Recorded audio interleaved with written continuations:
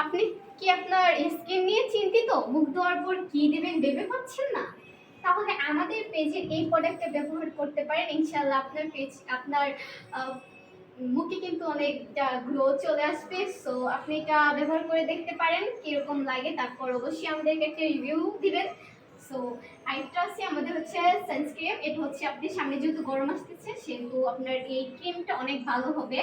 তো আপনি যদি নিতে চান আমাদের পেজে অবশ্যই কমেন্ট করে যাবেন। ইনশাআল্লাহ সব ধরনের প্রোডাক্ট পাবেন।